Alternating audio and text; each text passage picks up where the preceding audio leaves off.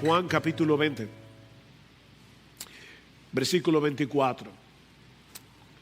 Tomás, uno de los 12, llamado el Dídimo, es decir, el mellizo, no sabemos quién era el hermano gemelo de Tomás,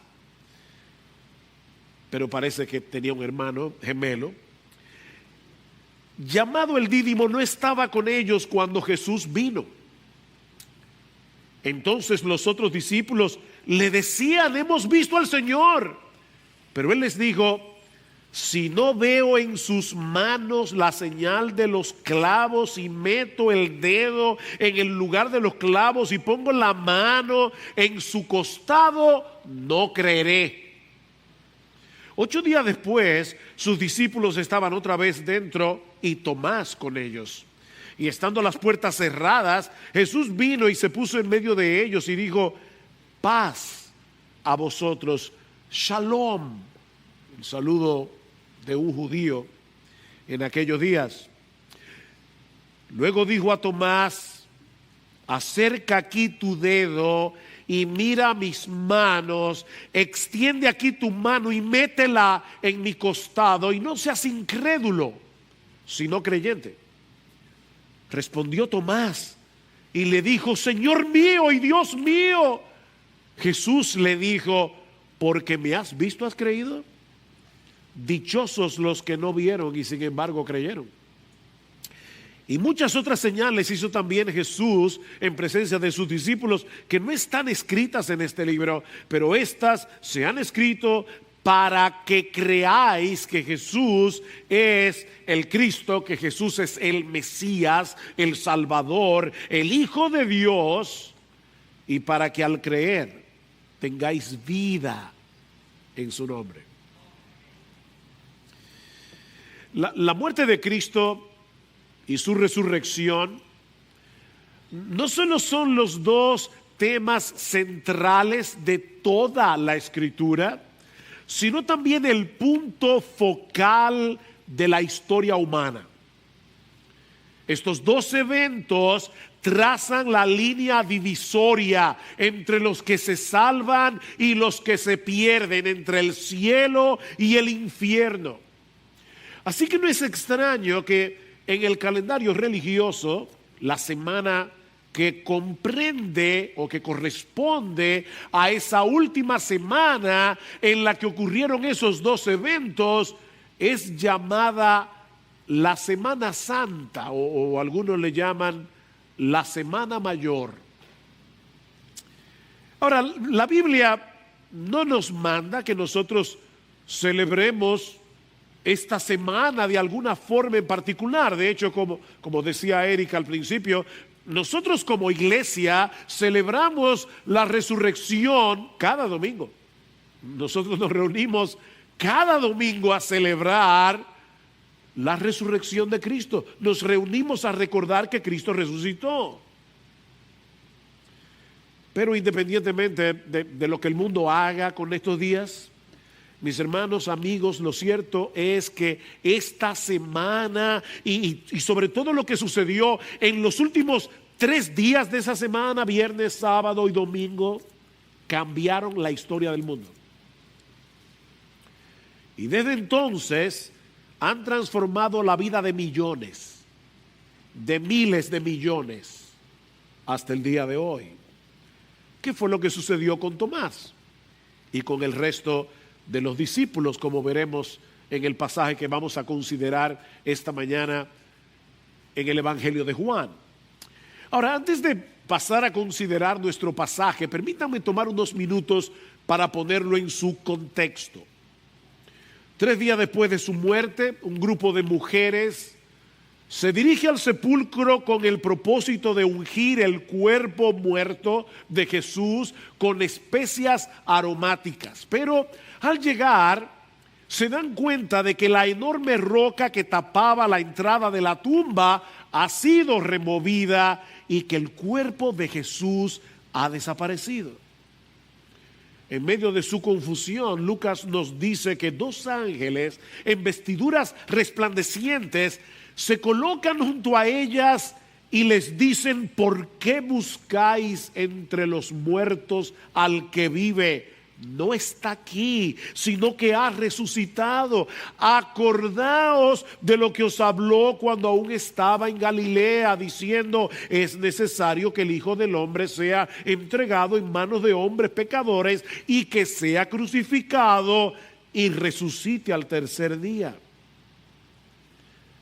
Ellas, como es natural, salen de inmediato y se dirigen al grupo de los apóstoles para darles la noticia.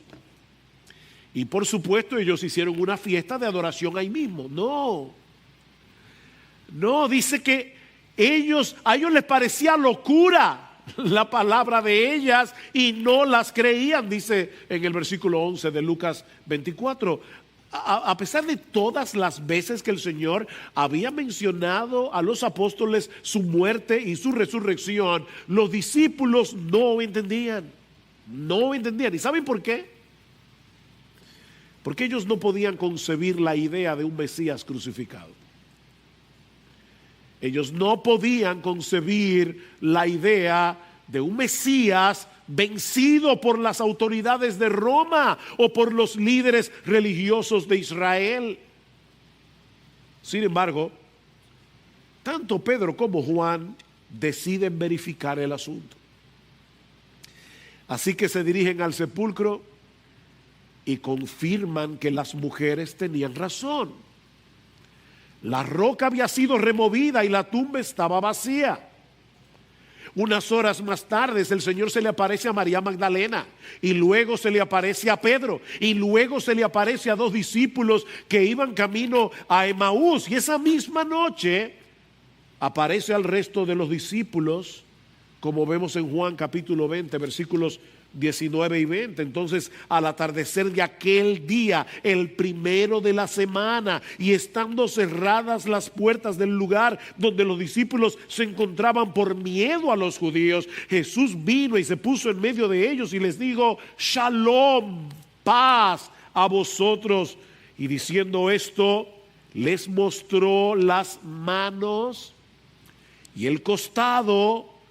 Y entonces los discípulos se regocijaron al ver al Señor.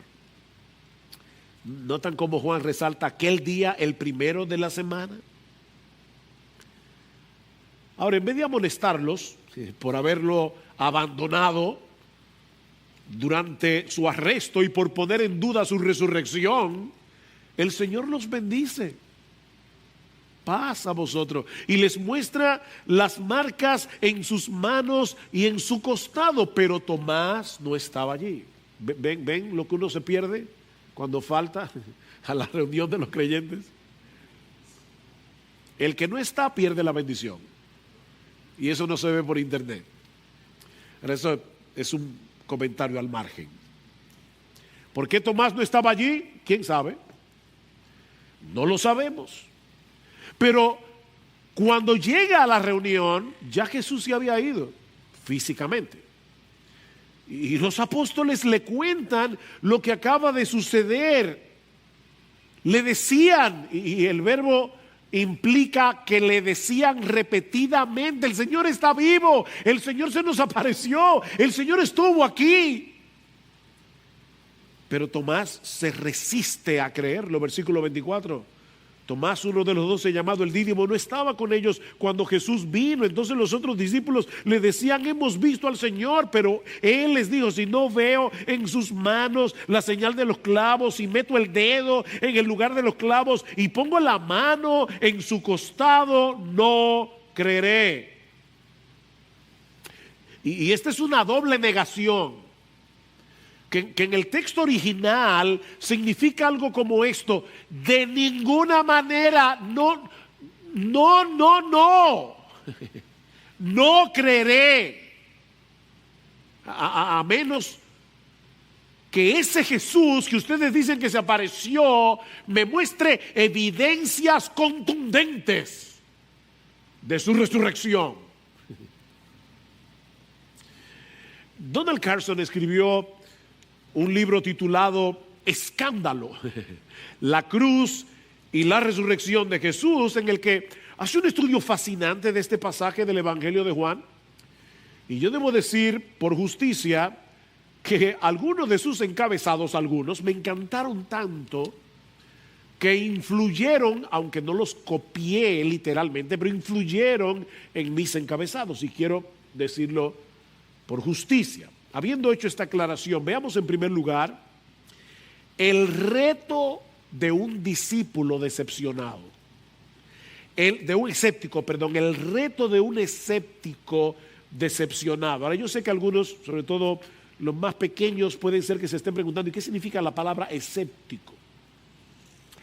Bueno, el diccionario define escepticismo como desconfianza o duda de la verdad. Un escéptico es alguien que duda, y Tomás es famoso por su duda. Hay personas que son famosas por algún hecho en particular. Eres un traidor como Judas. Bueno, Tomás es famoso por ser un dudante en vez de ser un creyente. No sé cuántos de ustedes han escuchado frases como: no seas incrédulo como Tomás, o ver para creer. Ahora, si somos justos con Tomás, debemos decir que todos los apóstoles dudaron. ¿No es así? No solo Tomás. Y todos creyeron cuando vieron a Jesús, cuando vieron las marcas en sus manos y en su costado. Fue la evidencia que los convenció. De manera que Tomás no es diferente al resto de los apóstoles. La diferencia es que él expresó su duda en una forma más contundente. Pero todos dudaron. Ahora, es importante señalar que la duda de Tomás y de hecho del resto de los apóstoles no es la duda de un incrédulo materialista que se niega a creer a menos que le demuestren con el método científico que lo que le están diciendo es verdad. No. Tampoco es la duda de esos individuos que simplemente se niegan a creer porque no quieren creer. Hay personas que no creen porque no quieren creer, porque se niegan a creer cualquier evidencia que se le presenten, simplemente porque no se quieren doblegar ante la verdad. No, Tomás era un judío devoto. Tomás creía en Dios.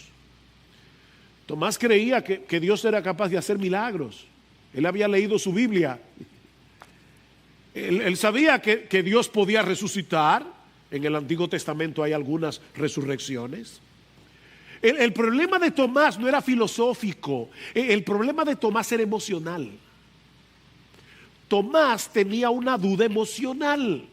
Tomás acaba de sufrir una profunda decepción cuando Cristo muere en la cruz.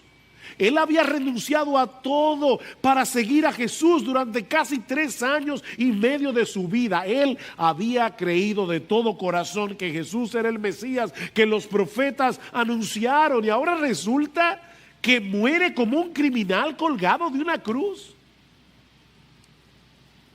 ¿Cómo podía Jesús ser el Salvador prometido si ni siquiera pudo impedir su propia ejecución?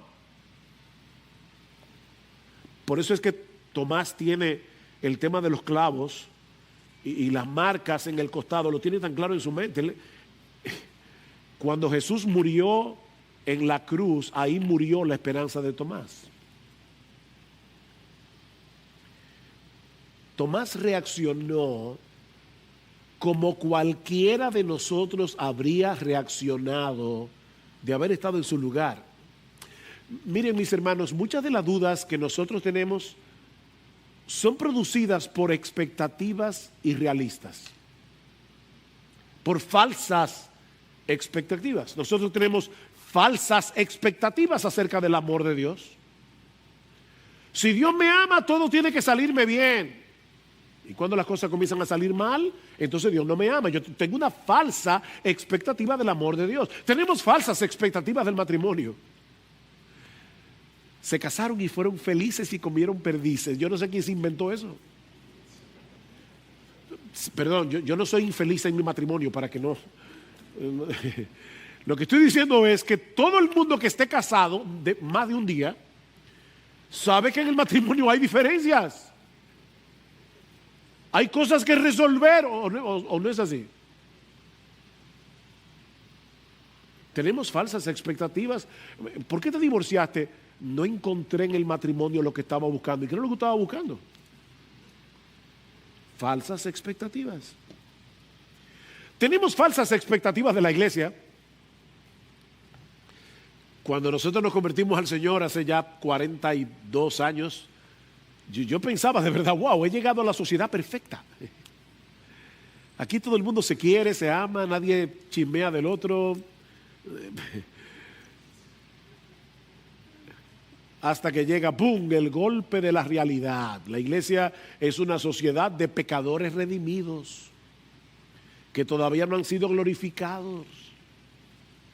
Es por eso que mucha gente se convierte en lo que yo les llamo fugitivos eclesiásticos. Viven huyendo de iglesia en iglesia. Decepción. Tomás estaba decepcionado. Tomás no quería experimentar ese trauma otra vez. Creer, confiar y ser decepcionado. En su mente, Tomás había desperdiciado los últimos 3 años y medio de su vida. Él tenía que estar absolutamente seguro de que esto no era un truco, de que esto no era una especie de alucinación colectiva. Ay, pero gloria al Señor. Tomás era amado por Jesús a pesar de sus dudas. Y eso es muy alentador. Tomás amaba a Jesús. Jesús amaba a Tomás. Y Tomás amaba a Jesús. Así que el Señor tomó bien en serio el reto planteado por Tomás ese domingo en la tarde. Y eso nos lleva a nuestro segundo encabezado. Ya vimos el reto de un escéptico decepcionado. Veamos ahora, en segundo lugar, la convención de un escéptico sorprendido. La conversión de un escéptico sorprendido. Versículo 26. 8 días después, los judíos contaban los días empezando con el día que está pasando en ese momento. Entonces es domingo, lunes, martes, miércoles, jueves, viernes, sábado, domingo. O sea que 8 días después es el siguiente domingo. 8 días después, sus discípulos estaban otra vez dentro y Tomás con ellos. Y estando las puertas cerradas, Jesús vino y se puso en medio de ellos y dijo: paz a vosotros. Al igual que en su primera visita, Jesús los bendice deseándoles paz. Pero de inmediato dice: ok, primero lo primero. Tomás, ven acá.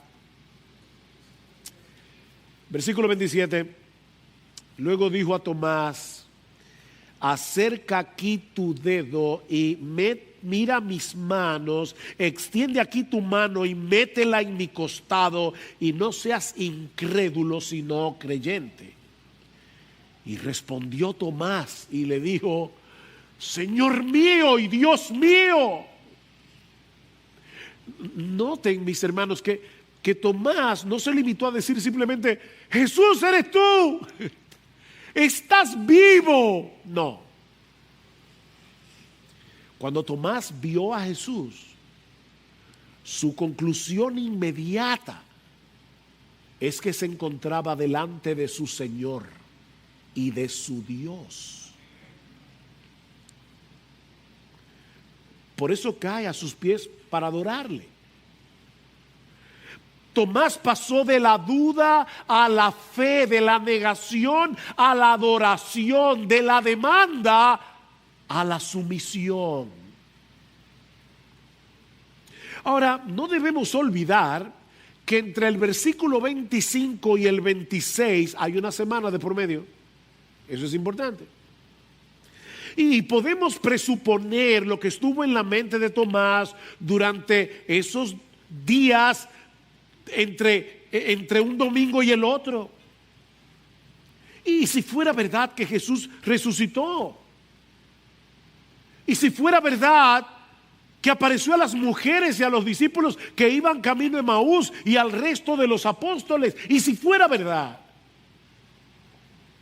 Miren, yo sé que lo que yo voy a decir ahora es una especulación, pero creo que es una especulación muy probable. Mis hermanos, yo creo que es muy probable pensar que Tomás comenzara a recordar muchas de las experiencias que había tenido con Jesús durante su ministerio y que en ese momento no parecía tener mucho sentido. Como aquella ocasión en que Jesús le dice a los judíos en Juan 8:58, de cierto os digo, antes que Abraham fuese, yo soy, en una clara y obvia referencia a la revelación que Dios hace de sí mismo en Éxodo 3:14. O cuando Jesús declaró en Juan capítulo 10, versículo 30, yo y el Padre somos uno. Recuerden, Tomás es un judío monoteísta, cree en la existencia de un solo Dios, y ahora Jesús está diciendo que él y el Padre son uno. ¿O recuerdan en Juan 14:9 cuando Felipe le dice, Señor, muéstranos al Padre y nos basta? Y Jesús le dice, tanto tiempo hace que estoy con vosotros y no me has conocido, Felipe. El que me ha visto a mí, ha visto al Padre. ¿Está diciendo Jesús que él era Dios? Tomás estuvo allí cuando Jesús declaró ante la muerte de Lázaro, yo soy la resurrección y la vida. El que cree en mí, aunque esté muerto, vivirá. Tomás estuvo allí cuando Jesús sanó al paralítico y le dijo, yo te perdono todos tus pecados. Y por supuesto los fariseos que estaban allí lo acusan de blasfemia y dice, ¿quién puede perdonar pecados si no solo Dios? ¿Tenían razón los fariseos? Sí, ¿quién puede perdonar pecados si no solo Dios? Jesús no tenía derecho a perdonar pecados a menos que fuera Dios. Yo vuelvo y repito, no podemos saber con exactitud lo que estuvo pensando Tomás entre un domingo y el otro, pero hermanos, es muy probable que todas esas memorias se estuvieran agolpando en su mente ahora con una nueva perspectiva.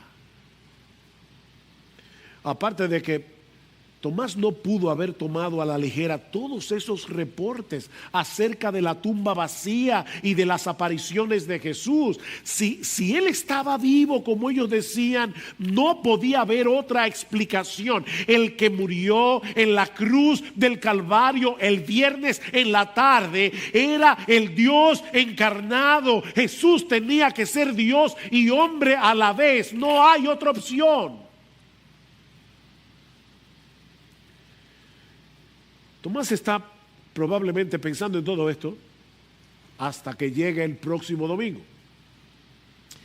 Los discípulos se reúnen y ahora Tomás no se quiere perder la reunión. No sabemos tampoco por qué, pero Tomás estaba allí y Jesús se aparece y se pone en medio de ellos y les repite a Tomás casi palabra por palabra lo que él había dicho una semana atrás. Jesús había escuchado el reto de Tomás. ¿Saben por qué? Porque Dios es omnipresente y Jesús es Dios. Él no estaba allí visiblemente, pero estaba allí. Fue delante de Jesús que Tomás planteó su reto. De hecho, Hendrickson hace un paralelismo interesante entre el versículo 27 y el 29. Noten, si no veo en sus manos la señal de los clavos, Tomás, mira mis manos. Y meto el dedo en el lugar de los clavos, Tomás, acerca aquí tu dedo.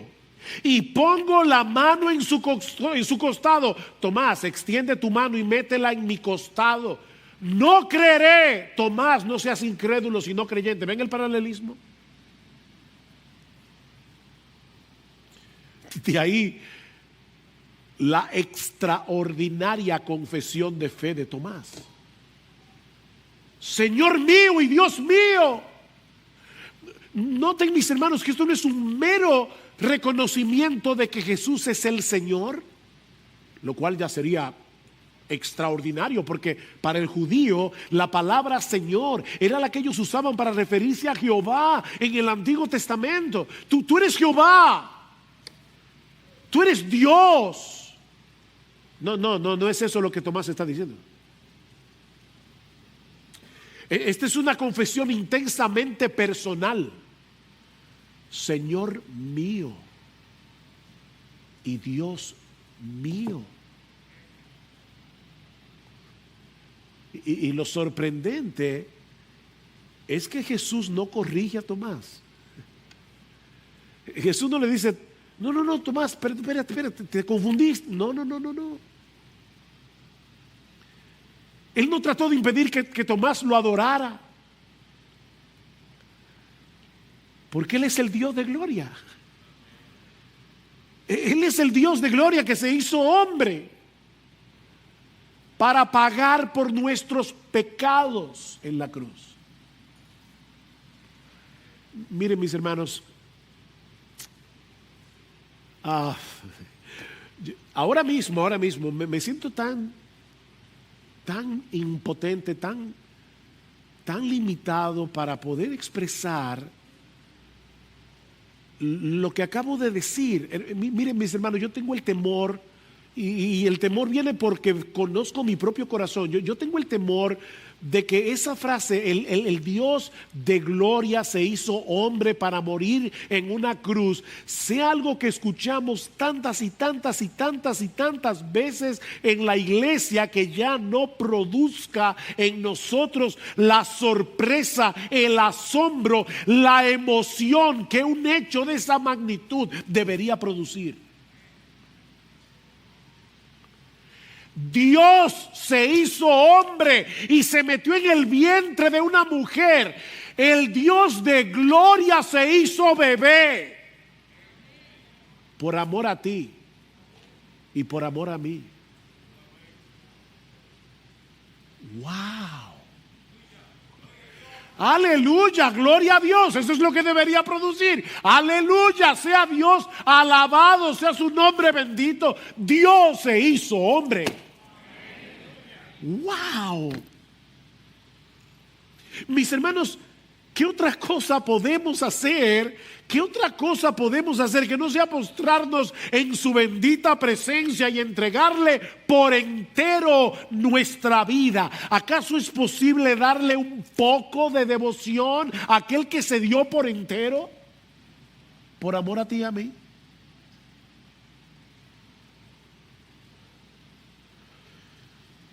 Esta semana he estado pensando una y otra vez, la resurrección lo cambia todo. La resurrección de Cristo lo cambia todo. Y déjame decirte algo, mi amigo, si tú estás aquí sin Cristo, la resurrección de Jesús nos coloca a todos ante una única opción con respecto a Él: caer postrado a sus pies y reconocerle como nuestro Señor y nuestro Dios.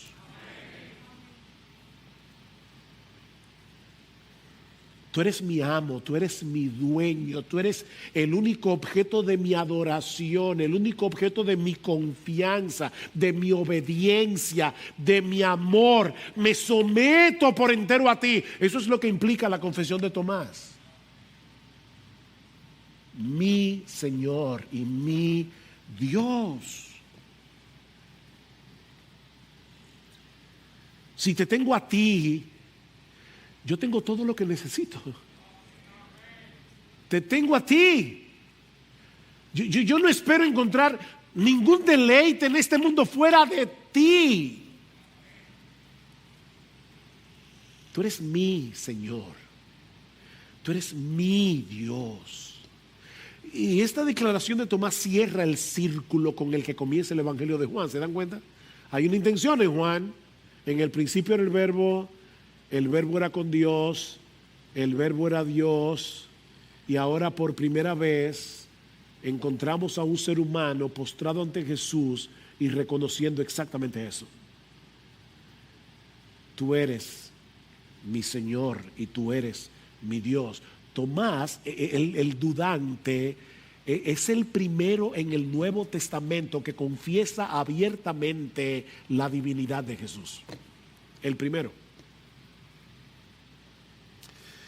Pero la historia no termina ahí. Como bien ha dicho alguien, Juan no concluye su evangelio como una típica película de Hollywood. Si Hollywood estuviera haciendo el guión, probablemente la película hubiera terminado Jesús abrazando a Tomás y los discípulos alrededor, dándole palmadas en el hombro mientras escucha en la banda sonora el aleluya de Handel. Y entonces hay los títulos. The end. Fin. No, el final de Juan es muy diferente. Vean una vez más la primera parte del versículo 29. Jesús le dijo: ¿porque me has visto, has creído? ¿Cuál es la respuesta? Bueno, sí. Sí, eso fue lo que pasó. Tanto Tomás como el resto de los apóstoles creyeron porque vieron a Cristo resucitado. De manera que si la historia hubiera terminado ahí en el versículo 28, tendríamos un serio problema. Un serio problema. Porque entonces la gente que leyera el relato hubiera comenzado a pensar: ajá, ¿y qué de nosotros? Ellos creyeron porque vieron. Pero ya Jesús no está aquí. ¿Cómo podemos nosotros creer? Yo también quisiera meter mi dedo en su costado. Yo también quisiera verlo y ver sus manos traspasadas. ¿Y qué de nosotros que ya no tenemos la oportunidad de ver y escuchar lo que Tomás vio y escuchó? Eso nos lleva a nuestro último encabezado. Ya vimos el reto de un escéptico decepcionado, la conversión de un escéptico sorprendido. Veamos ahora el testimonio contundente de las Escrituras para convertir escépticos en creyentes. El testimonio contundente de las Escrituras para convertir escépticos en creyentes. Vean el versículo 29 otra vez. Jesús le dijo: porque me has visto, has creído. Dichosos los que no vieron. Nosotros. Dichosos los que no vieron y sin embargo creyeron. Ahora, algunos cuando leen esta parte del Evangelio de Juan, leen el versículo 29 como si Jesús le estuviera diciendo a Tomás algo como esto: bueno, Tomás, tú tienes una fe de segunda clase porque tuviste que verme para creer. Pero son más bienaventurados los que, sin tener ninguna evidencia de mi resurrección, simplemente decidieron creer, como si la fe fuera un asunto subjetivo del corazón, como si la fe no tuviera nada que ver con hechos concretos, con realidades históricas. En una parte de la lamentablemente famosa novela El Código Da Vinci, que ya pasó de moda aparentemente, Dan Brown, el autor, define la fe como la aceptación de aquello que nos imaginamos como verdad, aunque no pueda ser probado. No, ese tipo de fe es irracional. Ese tipo de fe es irracional. La fe verdadera no descansa en lo que yo me imagino como verdad, sino en hechos concretos y objetivos. ¿Qué es entonces lo que Jesús le está diciendo a Tomás? Lo que le está diciendo es que no se requiere ver físicamente a Jesús para tener la bendición de creer. De hecho, noten que no hay una comparación aquí. Más dichosos son los que no vieron ni creyeron. No. Tomás fue un dichoso porque creyó, y los que creyeron sin ver también son dichosos. Son igualmente dichosos. No son más dichosos. 40 días después de su resurrección, el Señor Jesucristo ascendió a los cielos. Y a partir de ese momento, miles de millones han llegado a creer en Él sin haber visto nunca su cuerpo, sin haber visto nunca las marcas de su crucifixión. Pregunta, ¿qué fue lo que Dios usó para traer a todas esas personas, muchos de los cuales estamos aquí, a la fe de Jesús? El testimonio escrito de aquellos que sí presenciaron su muerte y su resurrección. Vean el versículo 30 y 31. Muchas otras señales, es decir, aparte de la resurrección y todas las que aparecen en el Evangelio de Juan, hizo también Jesús en presencia de sus discípulos, que no están escritas en este libro, pero estas se han escrito para que creáis. Estas se han escrito para que creáis que Jesús es el Cristo, el Hijo de Dios, y para que al creer tengáis vida en su nombre.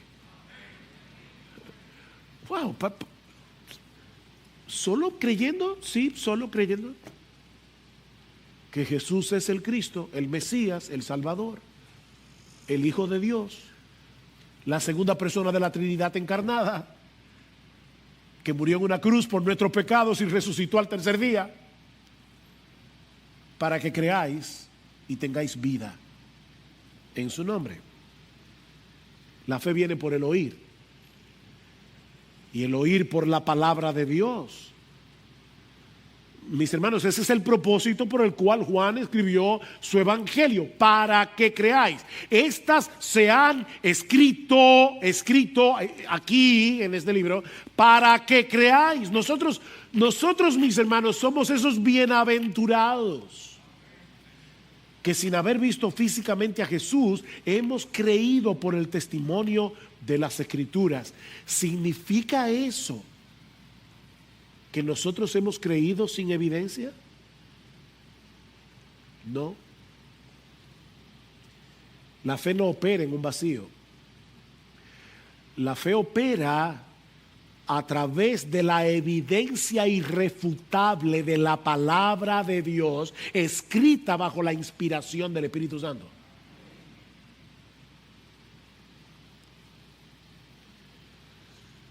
Hablando con un joven el otro día, hace ya unas semanas, no, déjeme ser más preciso, hace unos meses atrás, tengo problema con las fechas, me dijo yo soy ateo, me dijo que yo no creo en nada de eso.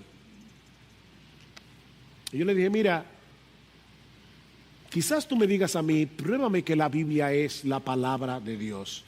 Y yo te voy a decir a ti, no, pruébame tú que no lo es. Pruébame tú que este libro es un libro cualquiera. Porque aquí tenemos 66 libros, 39 en el Antiguo Testamento, 27 en el Nuevo Testamento, sin ningún error histórico, sin ninguna contradicción interna, apuntando todos hacia Jesús como el Hijo de Dios encarnado que murió en una cruz y resucitó al tercer día. Todos estos libros componen un libro acerca de Jesús, escrito durante 1500 años. Pruébame, explícame, ¿cómo se escribió este libro si no es la palabra de Dios?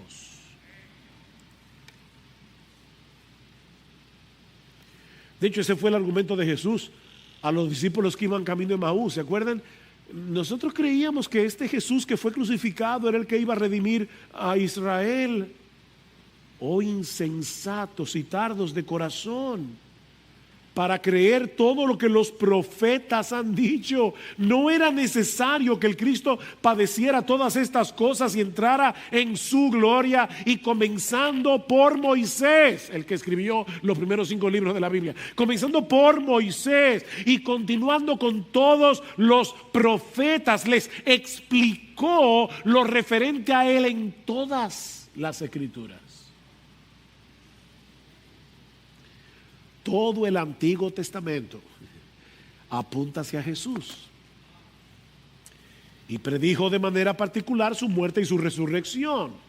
El texto que leímos al inicio de este servicio de adoración, 1 Corintios capítulo 15, como Pablo resume el Evangelio, que Cristo murió por nuestros pecados conforme a las Escrituras del Antiguo Testamento, que fue sepultado y que resucitó al tercer día conforme a las Escrituras. ¿Cómo podemos explicar la unidad y coherencia de toda la Biblia en torno a la persona de Jesús? ¿O cómo podemos explicar al mismo Jesús? Miren, Jesús es tan sublime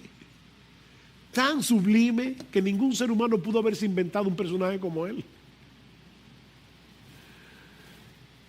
Aparte del testimonio apostólico, los apóstoles estuvieron dispuestos a dar su vida por proclamar la realidad de que Jesús era el Hijo de Dios encarnado que murió y resucitó. Es absurdo, totalmente absurdo pensar que el Nuevo Testamento fue escrito por un grupo de gente tan desquiciada, que estuvieron dispuestos a ser martirizados por una historia inventada por ellos mismos. ¿De verdad tú crees? ¿Tú has leído el Nuevo Testamento?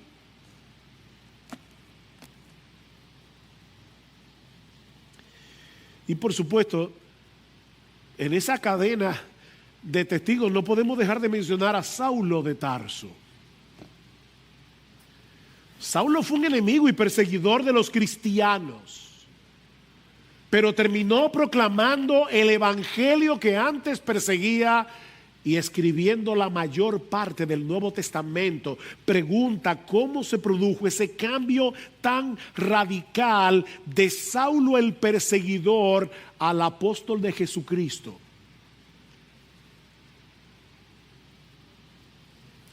Por el encuentro que tuvo cara a cara con el Cristo resucitado en su camino a Damasco. Saulo, Saulo, ¿por qué me persigues?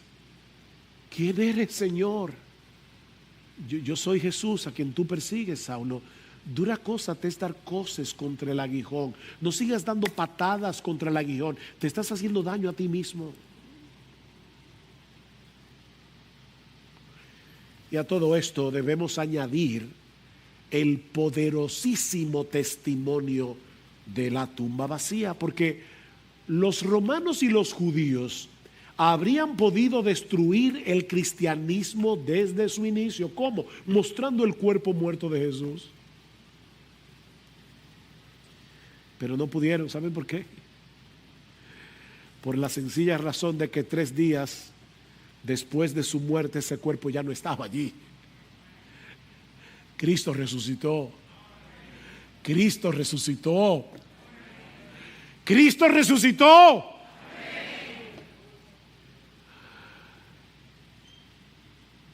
De manera que los cristianos no creemos sin evidencias, aunque no son las evidencias en sí mismas las que producen fe en nosotros, sino la obra del Espíritu Santo en nuestros corazones, usando el poder de la palabra de Dios que contiene esas evidencias. ¿Ven? Dichosos los que no vieron y sin embargo creyeron. Qué contraste, ¿verdad?, con las palabras de Pablo en 1 Corintios 15, 19. ¿Recuerdan el texto que leímos al inicio de este servicio? Si hemos esperado en Cristo para esta vida solamente, somos de todos los hombres los más dignos de lástima. Yo he contado esta historia otras veces, pero como 2 o 3 semanas después de mi conversión, se apareció en mi casa un testigo de Jehová. Y yo, ¿verdad? Nuevo creyente al fin, dije, yo me puedo batir con este tipo. La soberbia del nuevo creyente, ¿verdad? Yo me pongo a hablar con él y le digo, déjame decirte una cosa, yo soy cristiano. Ah, tú crees que Cristo, tú crees en Cristo y crees que Cristo es Dios. Busca 1 Corintios 15 y lee lo que dice el versículo 19. Yo no sabía mucho de la Biblia, pero ya me habían enseñado en la iglesia que un texto fuera de contexto se convierte en un pretexto. Así que yo le dije a este testigo de Jehová, no, espérate, léemelo, vamos a leer el versículo que tú quieres, pero leyendo los versículos de antes y los versículos después. Y él insistía, no, léete el versículo 19. Y yo le decía, no, vamos a leerlo en su contexto. Y sí, el versículo 19 dice, en otras palabras, si en esta vida solamente esperamos en Cristo, somos los más dignos de lástima de todos los hombres. Si Cristo nos resucitó. Pero Cristo resucitó. Cristo resucitó. Y toda la bendición de su resurrección ahora es nuestra por la fe. Dichosos, bienaventurados. Dignos de lástima. No, dichosos. Nosotros somos dichosos, somos bienaventurados, mis hermanos, porque Cristo resucitó. Todos nuestros pecados fueron perdonados. Pablo dice, si Cristo no resucitó, aún estáis en vuestros pecados, vana es vuestra fe, pero Cristo resucitó. Todos nuestros pecados, toda nuestra deuda con la justicia de Dios fue cancelada. Consumado es. Lo pagué con mi sangre. Eres libre, estás perdonado. Por eso dice Pablo en Romanos capítulo 4, versículo 25, que Cristo fue entregado por nuestras transgresiones, pero fue resucitado para nuestra justificación. Su resurrección significa que Dios el Padre aceptó el pago, aceptó el sacrificio de su Hijo en la cruz y su justicia fue plenamente satisfecha. Ya no tenemos cuentas con la justicia de Dios. Si Cristo resucitó, ahora vivimos en esperanza.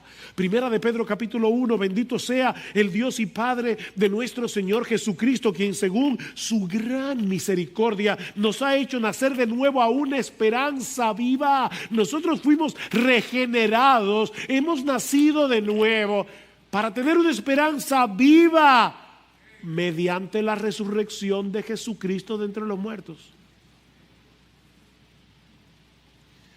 Para obtener una herencia incorruptible, inmaculada y que no se marchitará, reservada en los cielos para vosotros.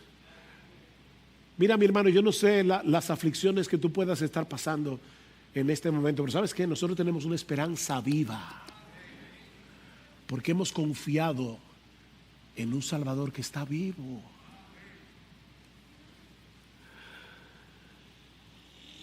Eso quiere decir que nosotros podemos encarar la muerte con confianza.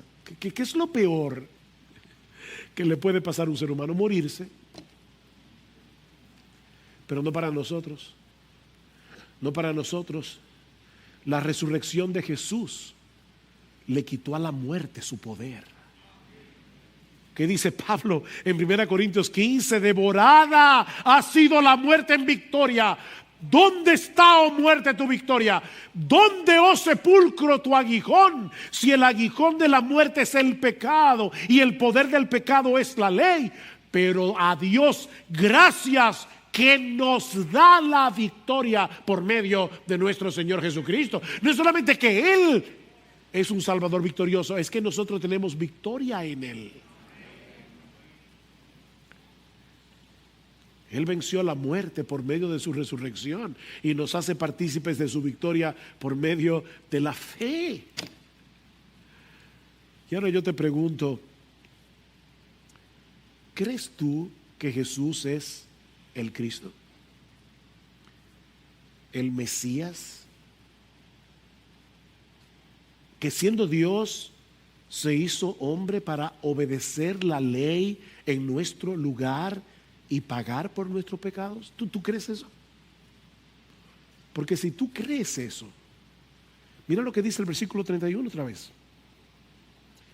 Estas cosas se han escrito para que creas eso, para que creáis que Jesús es el Cristo, para que creáis que Jesús es el Mesías, es el significado de la palabra Cristo, para que creáis que Él es el Salvador, el Hijo de Dios, la segunda persona de la Trinidad, y para que al creer tengáis vida en su nombre. Yo he venido para que tengan vida y para que la tengan en abundancia. El que cree en mí, de su interior correrán ríos de agua viva. Oh, mi amado hermano, tú no eres digno de lástima. Oh, no caigas en la trampa, en la maldita trampa, porque es una trampa maldita, de lo que los americanos llaman el pity party, la trampa de la autoconmiseración, la trampa del ay de mí. Tú no eres digno de... ¿Tú crees que Jesús es el Cristo, el Hijo de Dios, que murió en una cruz por tus pecados? Tú no eres digno de lástima. Tú eres bienaventurado. Tú eres un dichoso.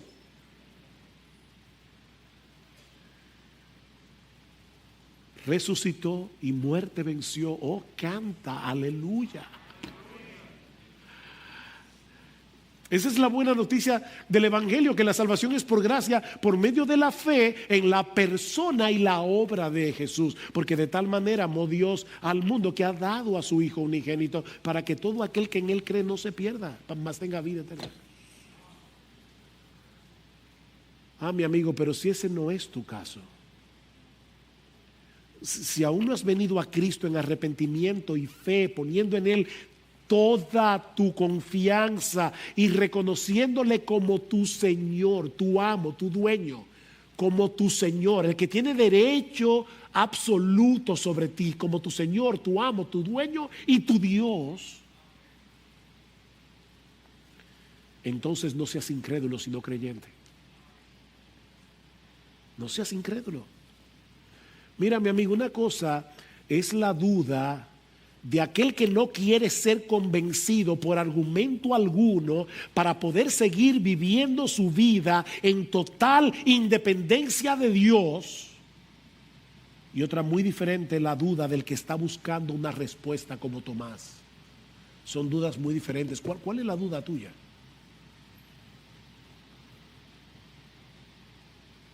Del que no va a creer de ninguna manera porque no quiere a Dios gobernando su...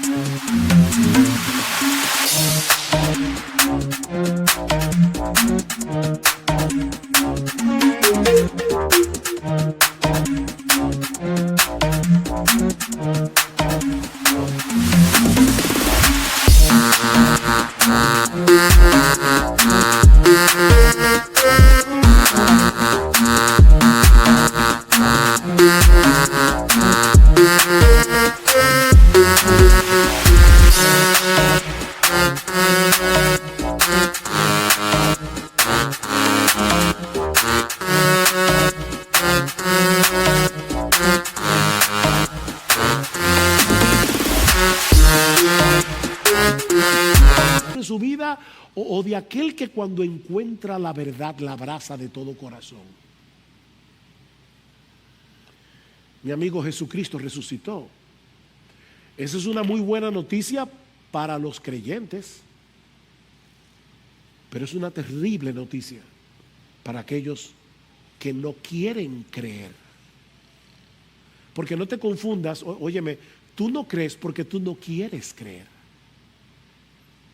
De hecho, tú no puedes creer porque tú no quieres creer. Ah, pero gloria al Señor. Dios es tan poderoso, nuestro Salvador es tan poderoso, que tú puedes pedirle que venza tu incredulidad. Yo recuerdo la primera vez que escuché el Evangelio Y yo quedé muy sorprendido con la gente que me predicaban el evangelio. Y dije, yo voy a seguir viniendo, pero que conste que yo nunca me voy a convertir. Pero ¿sabes qué? Esa misma noche le pedí al Señor, ¿de verdad tú estás ahí, Señor? ¿Tú existes? Yo te quiero conocer. Si eso es verdad, yo te quiero conocer. Mira, mi amigo, dice Pablo en Hechos capítulo 17, versículo 30, predicándole a los atenienses, que Dios manda a todos los hombres en todo lugar que se arrepientan. Dios manda a todos los hombres en todo lugar que se arrepientan. ¿Saben por qué? Porque Él ha establecido un día en el cual juzgará al mundo con justicia por medio de un hombre, Jesucristo, a quien Él ha designado, habiendo presentado pruebas a todos los hombres cuando los resucitó de entre los muertos. Mira, mi amigo, déjame decirte algo. Si tú te niegas a creer, en el día del juicio tú no vas a tener excusas delante de Dios. No hay excusas, porque Cristo resucitó. Nadie puede permanecer indiferente ante la persona de Jesús. Nadie. O nos entregamos por entero a Él o lo rechazamos completamente. No hay un término medio. Ven a Cristo, mi amigo. Ven postrándote ante Él en adoración, confesándole como tu Señor, como tu Dios. Y no seas incrédulo, sino creyente.